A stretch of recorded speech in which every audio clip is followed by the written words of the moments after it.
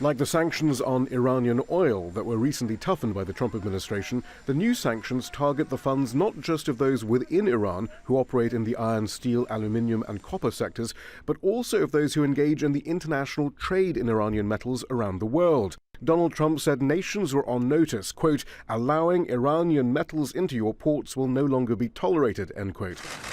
The US Secretary of State was in London where he called for unity among US allies against Iran. We're on the same side.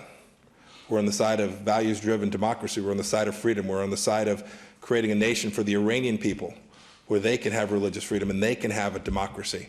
But it was impossible to escape the truth. It is the US that has reneged on a UN-ratified treaty that was working. Iran must never be able to acquire a nuclear weapon. It's no secret that we have a different approach on how best to achieve that.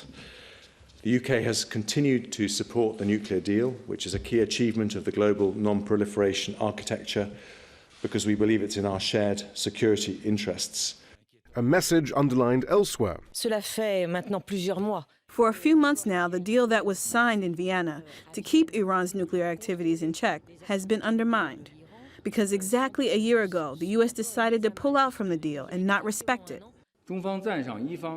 China approves of the way that Iran has thoroughly carried out its duty to comprehensively fulfill the agreement. We oppose the unilateral sanctions implemented by the U.S. and its so-called long-arm jurisdiction.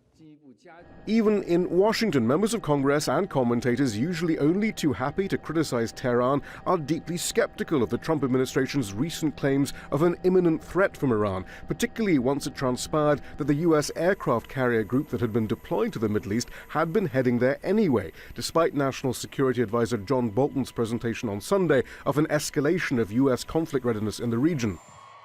At a rally on Wednesday, the president repeated his contention that he's not interested in war, but simply to renegotiate. And unfortunately, just today, I felt compelled to authorize new sanctions on Iran's iron, steel, aluminum, and copper industries, because I hope to be able, at some point, maybe it won't happen, possibly won't, to sit down and work out a fair deal. We're not looking to hurt anybody. We want a fair deal. We just don't want them to have nuclear weapons. That's all we want. But a fear is being expressed that some in Trump's administration are attempting to go much further. Shihab, Rattansi, Al Jazeera, Washington.